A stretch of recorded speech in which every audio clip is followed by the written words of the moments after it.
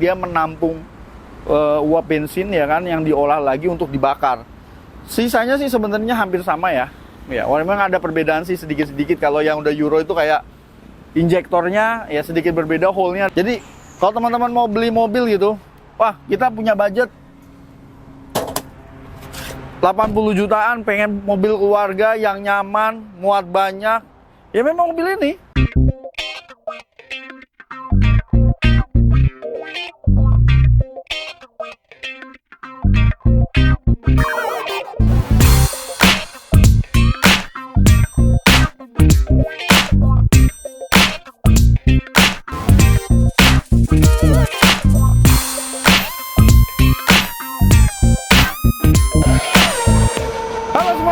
Mas Bang, assalamualaikum warahmatullahi wabarakatuh. Sebelum dimulai guys, jangan lupa tekan tombol like, subscribe, dan tombol loncengnya. Di konten kali ini kita mau bahas sebuah mobil used car yang harganya udah bisa dibilang sangat terjangkau ya guys.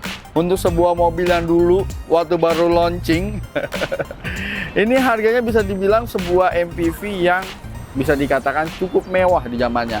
Di sebelah Mas Ban ini adalah Toyota Kijang Innova tahun 2005.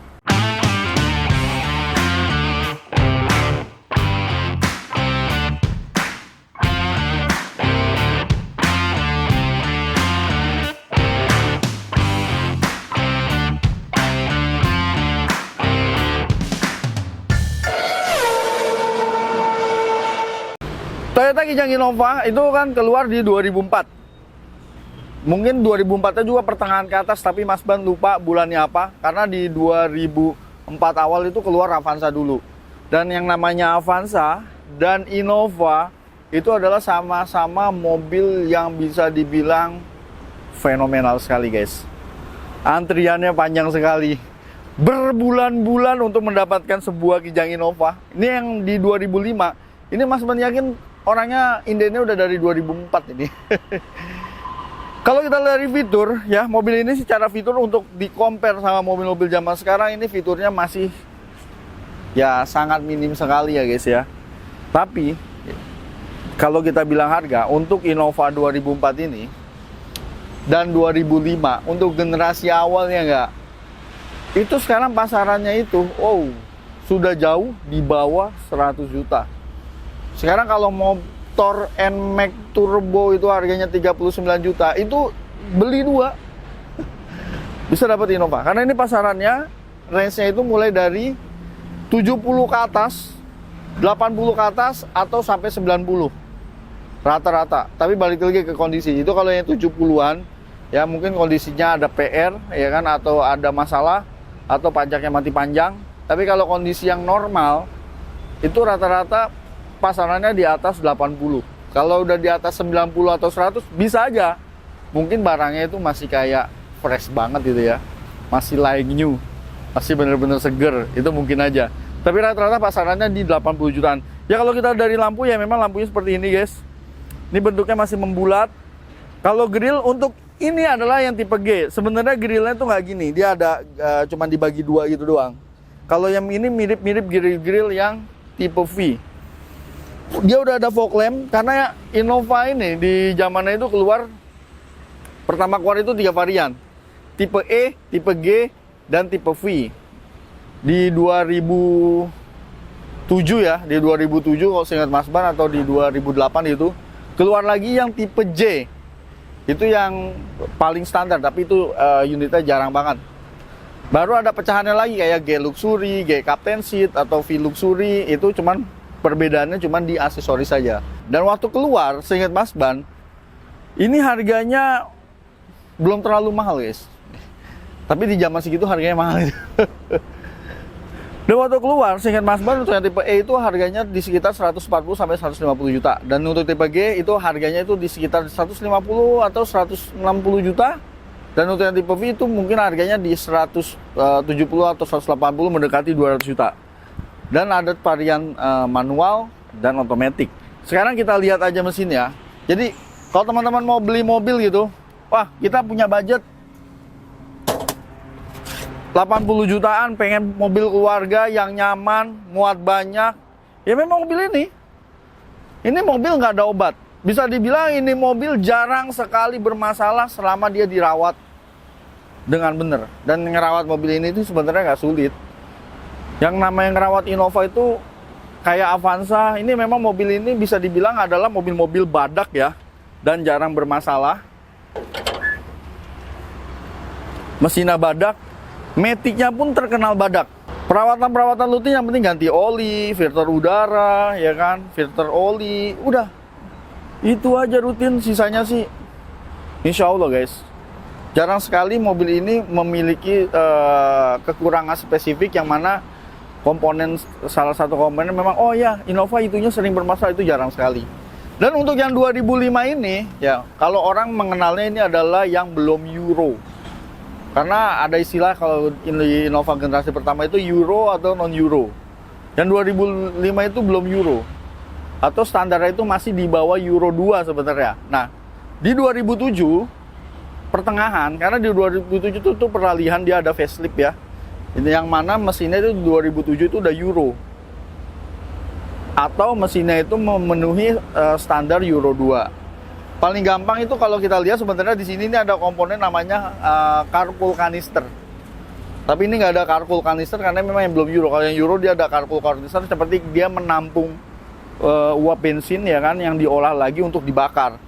Sisanya sih sebenarnya hampir sama ya. Ya, memang ada perbedaan sih sedikit-sedikit. Kalau yang udah Euro itu kayak injektornya ya sedikit berbeda, hole-nya ada 12. Kalau yang non Euro itu hole-nya ada 4. Ya sisanya itu ada di ECU. ECU-nya itu punya pemrograman supaya mobil ini lebih efisien dan lebih ramah lingkungan.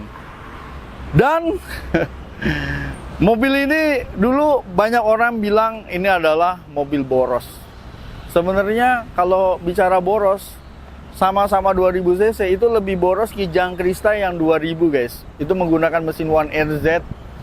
Itu lebih boros sebenarnya daripada Innova. Innova ini rata-rata konsumsi bahan bakar kalau mesinnya masih sehat, dalam kota mungkin di range 17 atau 18 tergantung kemacetan. Kalau di luar kota itu mulai dari 110, 112 masih dapat. 113 juga masih dapat. Kalau yang udah Euro bisa dapat di 113-an lah kurang lebihnya. Untuk konsumsi bahan bakar antara Euro dan Euro sebenarnya nggak terlalu signifikan kalau mesinnya sama-sama sehat. Tapi sebenarnya yang bikin waktu baru keluar Innova boros itu sebenarnya adalah harga bahan bakar. Karena sebelum Innova launching itu di 2003 itu harga bahan bakar 2003 itu masih 2.500 per liter, ya kan? Terus begitu ini keluar di 2004 atau 2003 akhir, Mas Ban lupa, itu harga bahan bakar itu menjadi 4.500 per liter, naiknya hampir 2 kali lipat. Dan ya tentu aja kita dulu punya duit 100.000 bisa ngisi full tank, tiba-tiba harus ngisi dengan 200.000, jadi lebih berasa guys. Sisanya sih simple guys ya, mesin-mesin ya kan ya, selama mesinnya kering ya kan, mesinnya nggak ada suara aneh-aneh, tarikannya masih enak, yang pasti tarikan masih enak. Karena kalau suara itu bisa juga sih kalau kita ketemu pedagang yang nakal gitu ya, diakalin, diisi sama dia pakai oli diesel yang lebih kental, ya mesin pasti jadi senyap, nggak ada suara. Tapi begitu ganti oli, diisi oli bensin, berisik lagi. Dan untuk mesin ini, mesin 1TR tenaganya itu kurang lebih di 136 PS, 2000 cc, torsinya di sekitar 182 Nm. Kecil banget sih kalau dibandingkan sekarang. Sekarang mobil-mobil 1400 saja HP-nya bisa mendekati itu ya nggak? Toyota Kijang Innova ini, dia waktu keluar juga dia ada 3 varian mesin ya. Pertama bensin 2000 cc, yang kedua adalah diesel ya 2500 cc, dan yang ketiga adalah bensin mesinnya 2TR tapi 2700 cc. Itu 2700 itu mesin yang sama yang digunakan juga sama Fortuner yang bensin 2700. Bahkan ada beberapa Prado di luar yang menggunakan mesin 2700 itu mesinnya sama. Mungkin teman-teman pikir mesin 2700 boros gitu. Sebenarnya kalau bawanya bisa sih nggak terlalu boros juga. Malah dia tenaganya lebih dapat dan larinya lebih enak. Karena untuk Innova yang diekspor ke Timur Tengah, karena ini mobilnya kan diekspor ke banyak negara. Untuk Innova yang diekspor ke Timur Tengah itu rata-rata dia bermesin 2700 bensin. Tapi untuk pasaran yang 2700 atau yang 2000 cc bensin itu harganya hampir-hampir mirip. Tapi untuk yang diesel, kalau dia diesel yang nggak ngobos dan masih sehat, itu untuk yang diesel itu memang pasarannya sedikit lebih tinggi. Ya, untuk yang diesel itu untuk generasi awal itu dia pasarannya itu bisa sampai 90 atau bahkan di atas 100 juta. Tapi kalau Mas Ban saranin teman-teman kalau mau cari yang diesel, cari aja yang tahunnya itu di 2008 ke atas atau 2009 ke atas. Nggak apa-apa nambah dikit. Paling sekarang pasarannya juga 100, 110, 120 gitu kan. Tapi menurut gue itu dieselnya lebih bagus aja guys. Walaupun sebenarnya orang pikir mesinnya masih sama. Kebetulan yang Mas Ban review ini transmisinya otomatis 4 percepatan dan Innova itu berpenggerak belakang. Pasti teman-teman udah tahu. Dan transmisinya ini bisa dibilang juga badak. Biasanya dia bermasalah itu 200.000 ke atas sampai 300.000 baru bermasalah. Selama rajin ganti oli. Kenapa sih rajin ganti oli? Yang namanya oli kan muter di transmisi dia menjadi kotor. Ketika dia kotor dan dia muter bersirkulasi di situ, dia bisa merusak komponen-komponen yang ada di dalam transmisi otomatis. Dia bisa merusak solenoid-solenoidnya. Yang mana kalau solenoidnya ada yang mati aja, pasti transmisi dia sudah bermasalah guys. Jadi masih worth it sih guys kalau teman-teman mau cari mobil yang 70 jutaan tapi mewah, nyaman ya kan. Bahkan kalau kita lihat aja dari depan, dari samping ini masih terlihat megah. Masih punya wibawa ya sebagai Innova yang harganya mirip-mirip AG second. Dari samping simple. Ini ada side body molding dan ini adalah velg originalnya tipe G. Terus di sini ada over mirror, turning signal, ya. Kalau tahun-tahun segini biasanya ini spionnya ini pada pecah nih. Ini talang airnya tinggal satu nih. Dia simple aja guys. Pengereman depan cakram, belakang tromol, dan ini belum ada ABS. Di teknologi tahun ini belum ada ABS. Dan kalau kita lihat dari belakang, ya. Kalau teman-teman pakai ini tetap aja mobil ini tetap terlihat lebih mewah dibandingkan Avanza. Misal teman-teman pakai Avanza deh, yang tahunnya misalnya lebih muda 2010 atau 2011 yang harganya mungkin di atasnya kan, di atas 100 juta. Tapi tetap aja guys, masih lebih mewah dan lebih nyaman ini. Dia udah ada spoiler untuk tipe G, udah ada rear wiper, tapi untuk tipe G dia belum ada rear defogger. Kalau yang tipe V dia udah ada rear defogger dan ada juga ini printed glass antena untuk yang tipe V. Kalau yang tipe G antenanya masih di samping, ditarik gitu, kayak Avanza, kayak Rush di zaman-zamannya. Ya, belum ada sensor parkir belakang ya? Ada dua itu. Tambahan. Dan dia belum ada kamera mundur. 2000 segini, 2005 gitu kamera mundur itu adalah fitur mobil premium gitu. Ya sisanya paling kalau teman-teman nyari ya dicek aja bekas tabrak ya kan, lipetan-lipetan bodi ya, dia masih original atau enggak ya, bentuk las titik ya kan. Kalau karatnya mah wajar tapi dia keriting atau enggak, ini kan juga mencerminkan apa ya namanya ya, ya pemakai sebelumnya seperti apa merawat mobilnya. Bagasi sih jangan ditanya, ini bagasinya gede. Bangku baris ketiga dibuka aja ini punya bagasi yang besar, apalagi kalau bangku baris ketiganya ditutup. Ban serep dia ada di bawah, dia tipenya pakai rantai. Jadi teman-teman tinggal turunin aja. Nah, nih. Nanti dia dicolok ya kan, terus diputar ke kiri, dia turun untuk ban serepnya. Terus kalau mau bagasi gede ini tinggal ditekuk aja. Cuman tahun segini dia belum ada pegasnya ya. Jadi ini masih butuh effort, nekuknya agak berat. Terus ini disantelin gini guys. Ya. Santelin. Saking leganya, kalau baris ketiga gua aja masih bisa masuk dari sini. Seriusan guys. Dan ini menurut gua baris ketiganya tuh masih nyaman.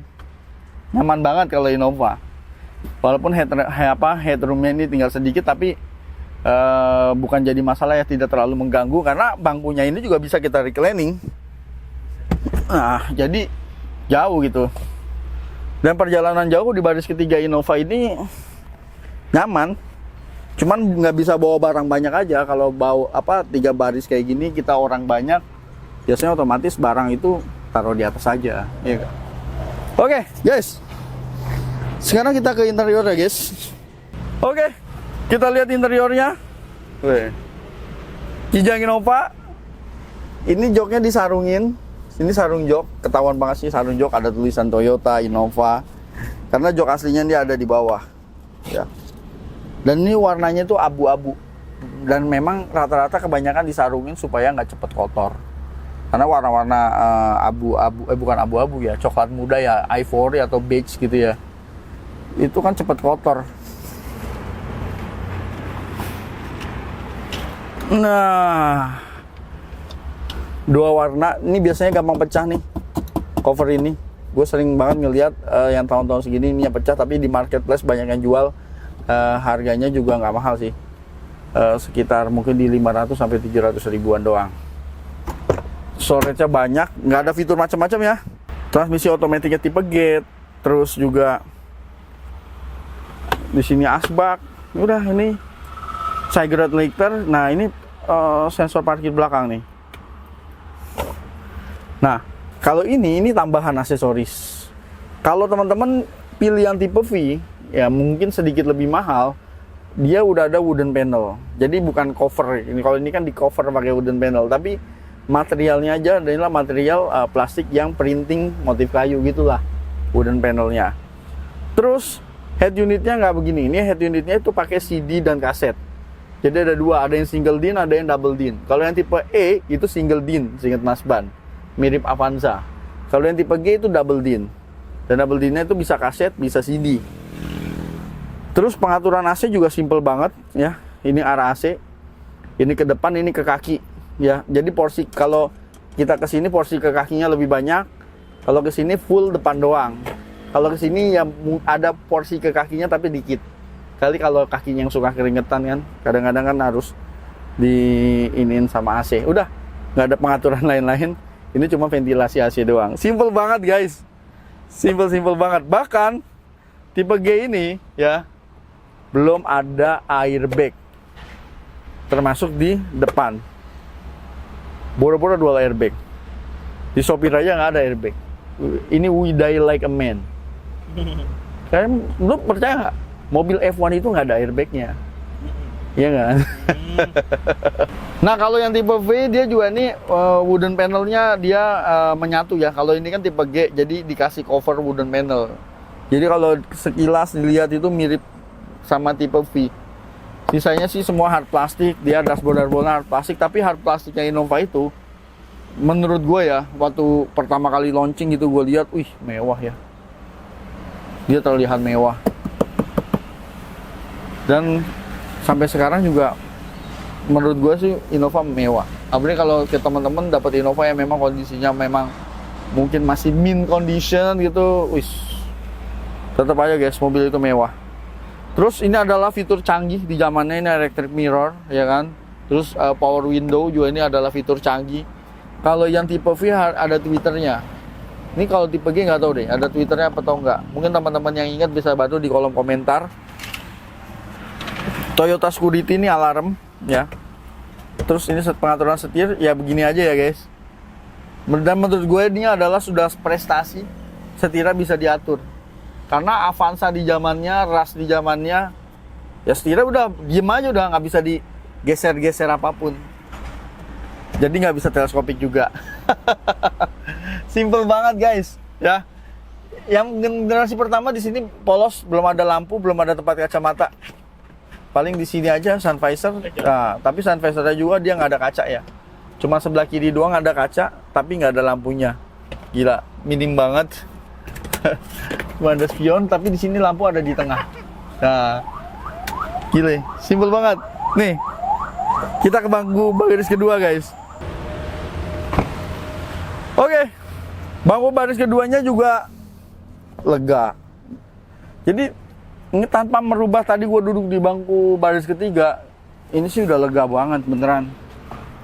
Jadi nyari EMPV lega, walaupun ini penggerak belakang, dia tengahnya nggak terlalu tinggi. ya, hampir rata. Jadi buat yang duduk di tengah juga masih nyaman. Tapi ya ini di konsol box ini nggak ada fitur apa-apa, nih polos aja, nggak ada cup holder, nggak ada colokan USB, ini belum ada guys. Ini kalau mau colokan USB teman-teman harus modif sendiri. Bagaimana dibikin ada colokan USB gitu kan? Yang penting tetap harus aman ya nggak. Terus di sini ada pengaturan AC double blower. Nah, ini udah integrated nih. Pertama kalinya gue lihat ya kan mobil di Indonesia yang double blower itu menyatu di plafon. Dan itu outletnya dia di baris ketiga juga ada. Jadi naik Innova itu nggak kegerahan guys sampai baris ketiga. Nah ini kita intip nih. Kalau dia jok aslinya masih bagus itu nilai plus juga sebenarnya sih. Dibuka aja, wih. Tapi kalau bawa anak kecil jangan, sarungin lagi aja. Tapi kalau misalnya teman-teman misalnya lagi nyari, terus sarungnya misalnya kurang bagus, ya tinggal diganti aja. Ini sarungnya juga yang jual banyak dan sarungnya ini nggak mahal. Sekitar 500 ribuan sih harusnya udah dapat. Tapi kalau yang mau bagus, yang bahannya bagus, ya kurang lebih budgetnya 1 jutaan lah untuk sarung jok.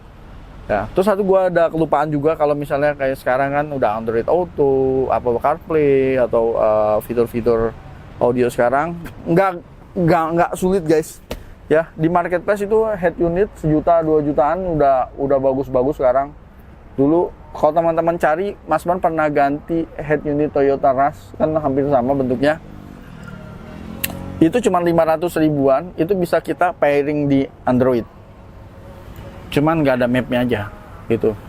Dan itu udah termasuk bonus kamera mundur.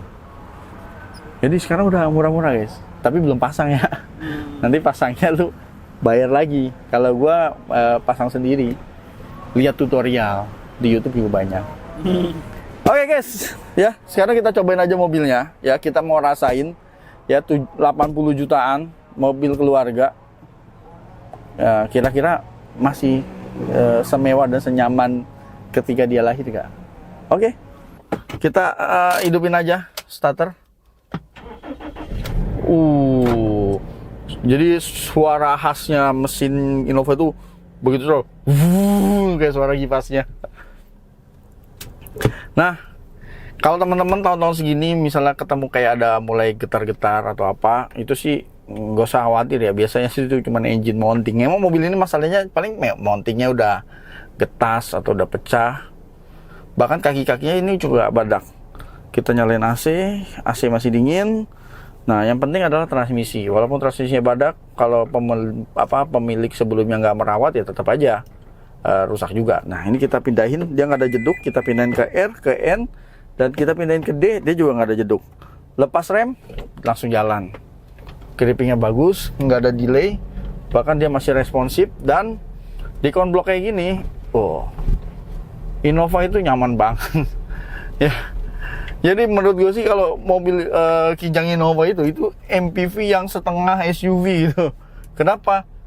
Karena dia tetap tangguh gitu, walaupun di jalan rusak ya kan, di jalan bergelombang, dia tetap bisa meredam bantingan dengan empuk, tetap tangguh. Bahkan kita nggak perlu takut-takut kaki-kakinya itu kenapa-napa, karena memang kaki-kaki Innova ini bisa dibilang kaki-kakinya itu badak ya, jarang rusak gitu.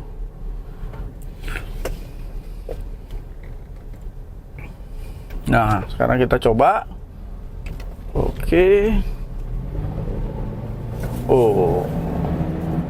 Nah, ini tarikan masih responsif. Tapi ya, ini AT-nya Innova. Dia setiap perpindahan gigi gitu kayak kita masih merasakan adanya perpindahan gigi. Karena ini kan bukan CVT.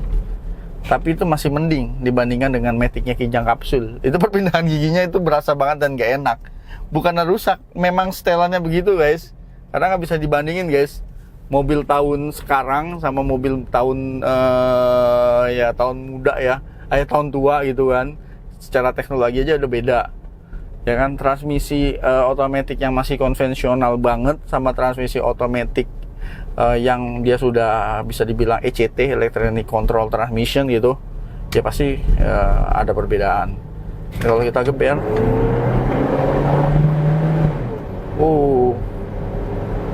wah enak banget guys, masih enak. Ini jalan-jalan rusak gini merem aja lah kalau pakai Innova ya. dan dia bantingannya juga enak. Ya, menurut gue ini Innova adalah mobil keluarga nyaman yang memang harganya udah terjangkau ya.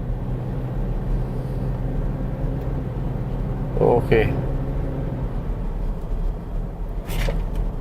Radius putar, jangan anggap Innova ini ya dia mobilnya besar ya kan, terus radius putarnya itu besar. Enggak guys, dia radius putarnya itu nggak terlalu besar karena dia bergerak belakang dan dia bisa sekali teguk di sini. Yes, karena gue dulu pernah waktu itu di rumah Mas Ban yang lama pernah pakai Grand Livina ya. Kalau kita mau putar balik Grand Livina itu nggak bisa sekali dapat. Jadi dari rumah putar balik itu dia nggak bisa sekali dapat. Tapi kalau pakai Innova itu sekali dapat kena. Karena mungkin karena Grand Livina itu berpenggerak depan gitu ya, jadi mungkin si rodanya itu nggak bisa patah banget gitu, patahnya kurang gitu kan, kurang gitu.